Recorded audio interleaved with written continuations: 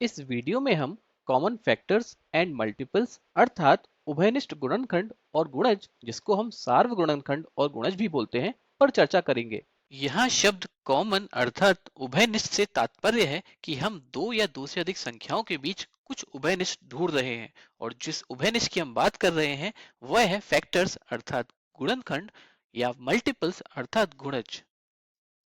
इस वीडियो में हम जानेंगे कि फैक्टर्स अर्थात गुणनखंड और मल्टीपल्स अर्थात गुणज क्या होते हैं। तो मान लीजिए हमारे पास दो संख्याएं हैं 12 और 16। तो आइए सर्वप्रथम हम फैक्टर्स अर्थात गुणनखंड की बात करते हैं। किसी संख्या का फैक्टर अर्थात गुणनखंड वह संख्या होती है जो किसी दी गई संख्या को पूर्णतः विभाजित करती है। जैसे कि यहाँ पर 4 12 को पूर्णतः विभाजित करता है, तो मैं कह सकता हूँ 4 12 का एक गुणनखंड है अर्थात एक फैक्टर है, क्योंकि मैं 12 को 4 गुणा 3 के रूप में भी लिख सकता हूँ। और यहाँ पर दूसरा फैक्टर अर्थात गुणनखंड 3 होगा, क्योंकि 3 भी 12 को पूर्णतः विभाजित करता है। अर्थात यदि आप किसी संख्या को दो संख्याओं के गुणन के रूप में लिख सकते हैं तो वह दोनों संख्याएं दी गई संख्या का गुणनखंड कहलाती हैं। तो हम यहाँ कह सकते हैं कि 4 और 3 ये दोनों ही इस संख्या 12 के गुणनखंड हैं। अब यहाँ एक प्रश्न उठता है, क्या 4 और 3 सिर्फ ये दोनों ही संख्या 12 के गुणनखंड हैं? तो इसका जवाब है नहीं। हम संख्या 12 को अन्य दो संख्याओं के गुणन के रूप में भी लिख सकते हैं। हम यहाँ अन्य गुणनखंडों को भी ज्ञात करेंगे, लेकिन उसके पहले हम संख्या 16 के गुणनखंडों को ज्ञात करते हैं। हम संख्या 16 को 4 गुणा 4 भी लिख सकते हैं। इसका मतलब हुआ कि 4 16 का एक फैक्टर अर्थात गुणनखंड है।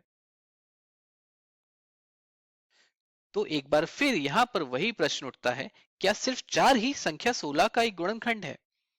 क्या हम संख्या 16 को अन्य दो संख्याओं के गुणन के रूप में नहीं लिख सकते हैं? तो इसका जवाब है हाँ, हम ऐसा कर सकते हैं। लेकिन उसके पहले हम यहाँ पर देखते हैं कि इन दोनों में कॉमन अर्थात उभयनिष्ठ गुणनखंड कौन सा है।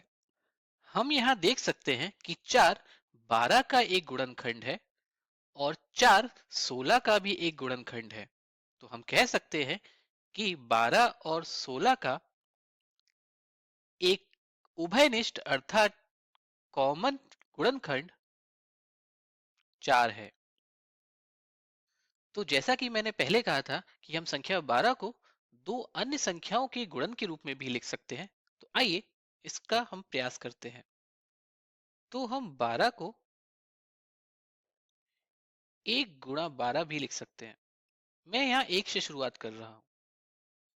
हम 12 को 2 गुणा 6 भी लिख सकते हैं। यहाँ मैं संख्याओं को बढ़ते हुए क्रम में लिखने का प्रयास कर रहा हूँ, जैसा कि आप देख सकते हैं।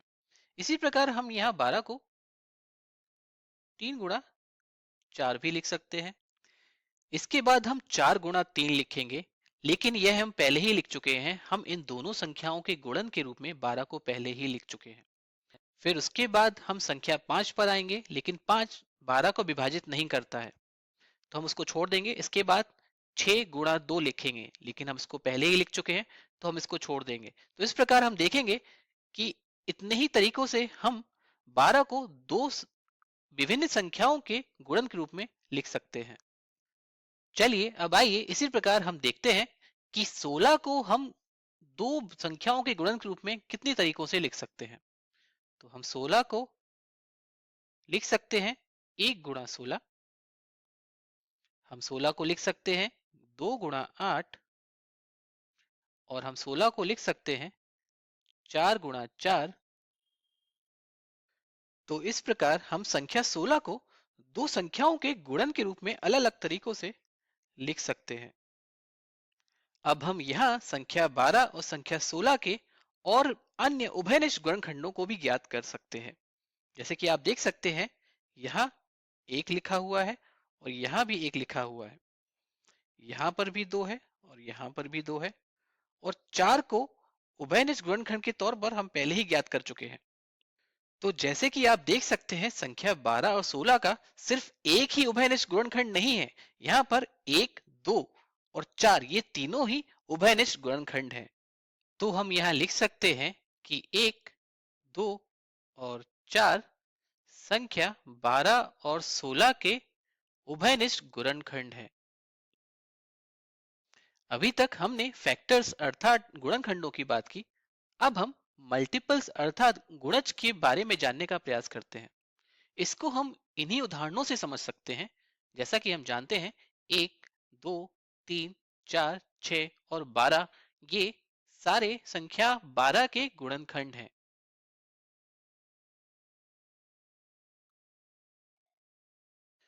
तो फिर 12 इन सभी संख्याओं का मल्टीपल अर्थात गुणज है। तो हम यहाँ पे कह सकते हैं कि यह एक रिवर्स रिलेशनशिप अर्थात विपरीत संबंध है।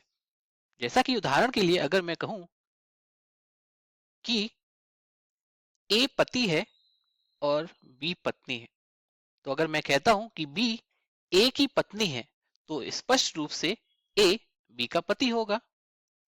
तो इसी प्रकार का संबंध गुणज और गुणनखंड के बीच भी है।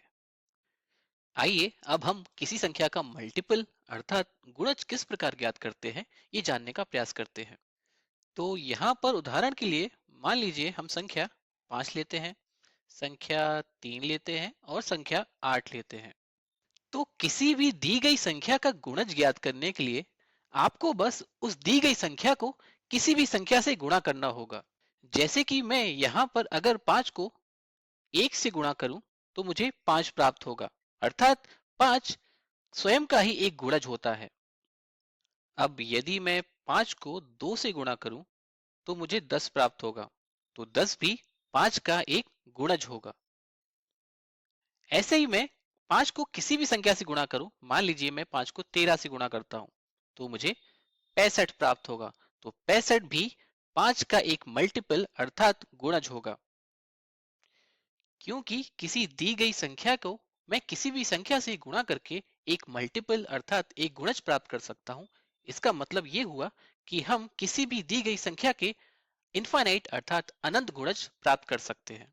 इसी प्रकार हम संख्या 3 के भी गुणज प्राप्त कर सकते हैं। मान लीजिए मैं 3 को 2 से गुणा करता हूं तो मुझे 6 प्राप्त होगा।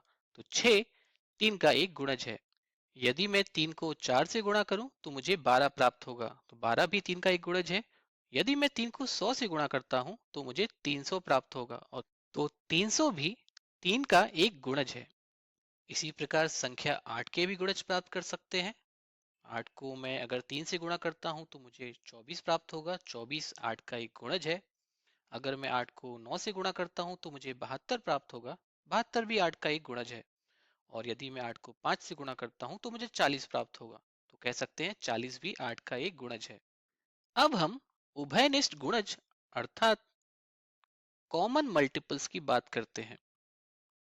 तो किन्हीं भी दी गई दो संख्याओं का उभयनिष्ठ गुणज या फिर कॉमन मल्टीपल हम किस तरह ज्ञात कर सकते हैं, आइए इसको हम उदाहरण से समझते हैं। तो जब भी हमें दो संख्याएं दी जाती हैं, मान लीजिए उदाहरण के लिए हमारे पास दो संख्याएं हैं 3 और 8, और हमसे पूछा जा रहा है कि 3 और 8 के उभयनिष्ठ गुणज ज्ञात कीजिए। तो यह ज्ञात करने का सबसे आसान तरीका है कि हम इन दोनों संख्याओं को गुणा कर दें, जैसा कि मैंने यहाँ पर किया हुआ है। 8 गुणा 3 बराबर 24। तो यहाँ 24 8 और 3 का एक उभयनिष्ठ गुणज है, क्योंकि 8 और 3 24 के गुणनखंड है।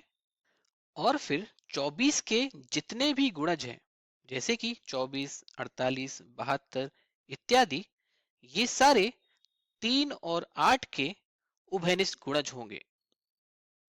इसी प्रकार यदि हमें इन तीनों संख्याओं का कॉमन मल्टीपल अर्थात उभयनिष्ठ गुणज ज्ञात करना हो, तो हम इन तीनों संख्याओं का गुणा कर सकते हैं।